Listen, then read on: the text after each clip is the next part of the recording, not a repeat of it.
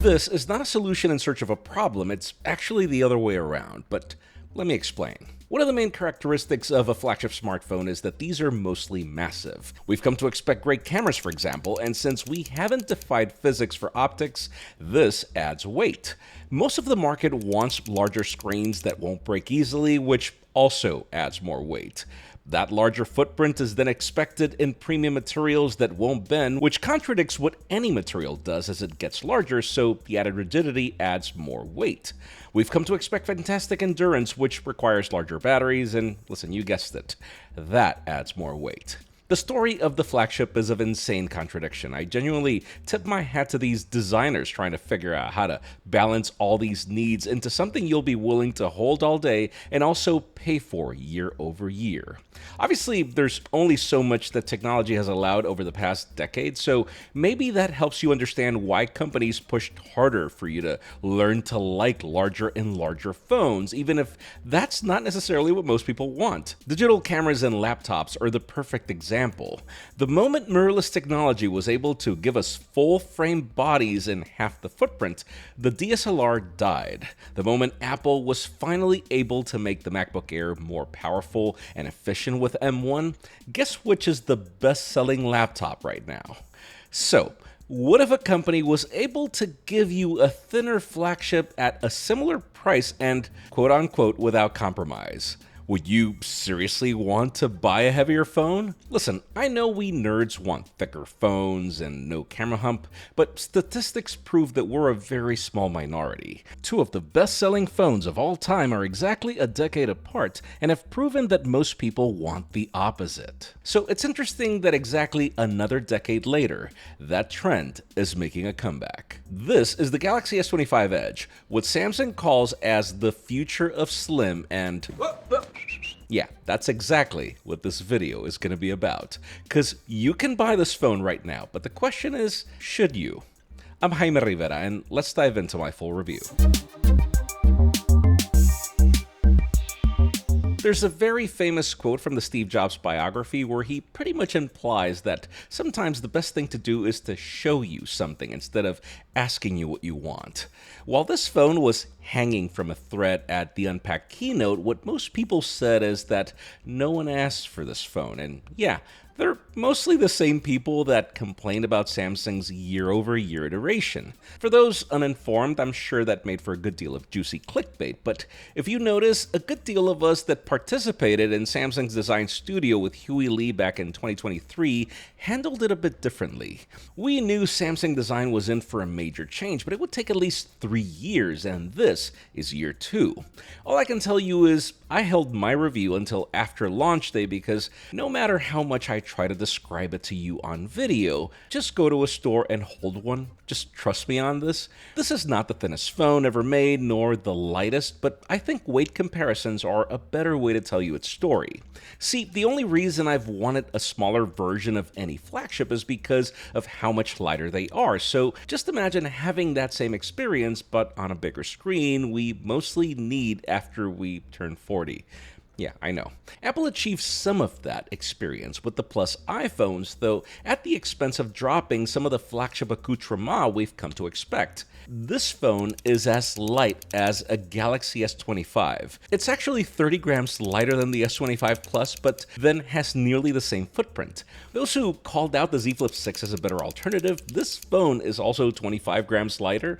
Heck, for context, it's even 7 grams lighter than the iPhone 16 and 4 grams lighter than the 16e. Hopefully, now you get where I'm going. It's not here to compete with the Ultra nor the base model. Actually, Samsung's entire website has it being compared against the Plus, which I feel is the weaker Galaxy this year. For anyone who buys the Ultra because of the better cameras, but doesn't use the S Pen nor all the zoom capabilities, this is almost that phone, but the 25% weight difference accounts for almost a Galaxy Watch Ultra. Again, Again, go hold it at a store before you judge a book by its cover. You'll thank me later.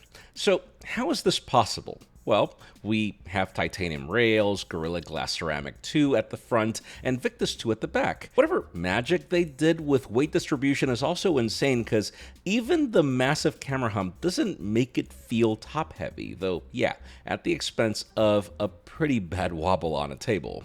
Usually here's where I tell you to get a case, but it would completely defeat the purpose of this phone. It has the dynamic AMOLED of the Plus, which this year is already matched with the Ultra and everything but the Wacom digitizer and also the anti-reflective coating, meaning you'll still get the class-leading color, refresh rate, and brightness in most scenarios. Heck, I didn't even have high hopes for the speakers, but even those are surprisingly good. Sidelined due to yield issues, though that seems to have been. Internals also follow the exact same playbook as the rest of the Galaxy S25 lineup. Snapdragon 8 Elite for Galaxy, 12 gigs of RAM, 256 or 512 gigs of storage, IP68, all the latest forms of connectivity, and ultrasonic fingerprint scanner, DeX support, you name it. But yeah, I'm sure you're waiting for me to call out the elephant in the room. At 3,900 milliamp hours, this is the smallest battery on any flagship Galaxy, and 25 watts is not ultra-fast charging for sure. But listen, let's go through some more context. Remember the small phone on a big chassis comparison that I gave you earlier? Okay, this battery is just 100 milliamp hours less than the small Galaxy S25 and even the Galaxy Z Flip 6. It's 400 milliamp hours bigger than what's on the iPhone 16. So sure, there's the concern of the larger screen on a smaller battery, and I will agree there's such a missed opportunity in using the more advanced silicon carbon batteries that Chinese phones are using. Still, my experience using this phone is the same I've had with a small phone. It won't last more than a day, and surely by the end of the day you will need to charge it, but I wouldn't necessarily call this battery life bad. That said, I did treat it like a small phone, so I left the screen resolution in default settings. I'm the last person to use this or any phone for heavy gaming, and yeah, it lasted fine. I'd even say phone calls and data reliability felt as it does on every other Galaxy. Now, something interesting is that Samsung didn't really call out any special software optimizations for this phone to improve endurance. I can't tell you I felt apps refreshing more often than on any other Galaxy, which is great. I also have to say that the progression Samsung has brought to One UI has been pretty good. The company never really gave their special AI agent a name, and at this point I can't say it's anything other than just Gemini, and listen, that's good enough for me. Google has continued to evolve Gemini a lot since the Galaxy Unpacked, from Gemini Live now using Project Astra to actively tell you what's on your screen or what your camera is looking at, to how it integrates within Google's applications, which I mostly use. I'd say there's a lot of benefit in picking an Android phone lately, and sure, I know One UI 7 is not up to everyone's taste, but it's one of my favorites. I still feel Samsung's Edge menu is crazy useful. You have the advantage of DeX, and Samsung keeps growing its ecosystem. About the only thing that I change is to either change the options for the sizing of the new widgets or the grid of icons, as oddly you can't easily stack two of the same size next to each other like you can with competing platforms. I think photography is also another way to know this phone doesn't compete against the Ultra, and that's mainly when you look into the focal lengths available. See, you'd think Samsung's inclusion of this 200 megapixel primary would lead to some crazy digital zoom options, but sadly, no, not even close. I mean, during the day it behaves like any regular Galaxy, colors aren't overdone, and the optics do a really good job at providing a lot of detail, but that's so long as you stick to the ultra-wide, the primary, or 2 or 4x optical crops. I was really expecting this phone to do a good job in its maximum 10x option, but there is work to be done. I switched AI to both minimum and maximum to see if there was any difference, and sure, it did help, but the Galaxy S25 Plus does a better job, not just in going to 30x, but even 10x. At night, results are typical Galaxy as well, where photos take a bit longer than I'd like, leading to a bit of motion blur in certain cases, but which can pull out a lot of detail if you can keep your hand steady. I noticed this particularly when taking night selfies and portraits where results were good, but people are used to moving around on iPhones and getting something decent. Still, I do prefer that Samsung provided a wider selfie camera here as opposed to every other Galaxy. Seriously, what took the company so long? Video is probably where I noticed the most improvement though. The company has done a really good job in perfecting bringing you a higher codec if you choose HEVC and HDR, which I have to switch off sadly for this edit, but which proves that this finally is an Android phone you can trust for this kind of work. And don't even get me started about log video, it's fantastic. But then I was expecting zooming in to work better given it's coming from the primary, but that's where things started to fall apart. Still, even the dynamic range we get from this slightly wider selfie camera was probably the best I've seen from any Android phone. I'm actually thinking this is so close to iPhone level, this might just be the time, but we'll see how that fares in a future comparison. To conclude, remember how I started this video, how Samsung calls this the future of slim. In many ways, that's what this phone feels like, but different. It nails the hardware feel better than any other Galaxy I've used, and it gets almost all the specs right.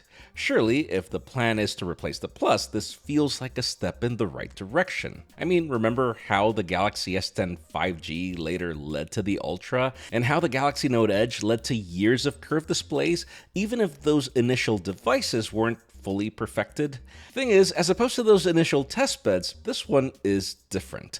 It actually lacks the curse of the early adopter. I could sit here and assume the new battery technology wasn't ready, or that they're still working on perfecting the camera zoom software, but the reality is that if you were to judge this phone for what it can do right now, it really doesn't feel undercooked. It's almost as if Samsung intends to reinvent the smartphone categories by giving you the small phone experience on a bigger footprint in ways that not even foldables have achieved. And sure, it's not for everyone. My love for the S Pen alone is enough for me to continue using the Ultra, but if I'm honest and consider how often I use it, it turns out not so much on a phone as opposed to a tablet. Zoom is then something that I rarely go beyond 2 to 5x in day-to-day, and the endurance compromise of the small phone is something that I've been willing to accept for years. After 2 weeks with this Edge, I will admit I've liked using it more than any other Galaxy, and that's ever. Some claim that this was a quick reaction to what Apple might be doing soon, but for those of us that were in a room 2 years ago, the story looks a bit different. Building a product this thin and that survives Zach's shelf of shame is hard and takes time. We've clearly got some new blood in charge of Samsung's design, and I like what they're doing, so my opinion is that for anyone ready to try a different take on a flagship, this phone is one that I totally do recommend. Now, let me know if you agree with my assessment in the comments below, and while you're at it, please like, subscribe, and join the conversation in the comments as I'll try to respond to as many as I can. This is the collective effort of more than just me, so we really do hope you like what you see. I'm Jaime Rivera. Thanks so much for watching. I'll see you on the next one.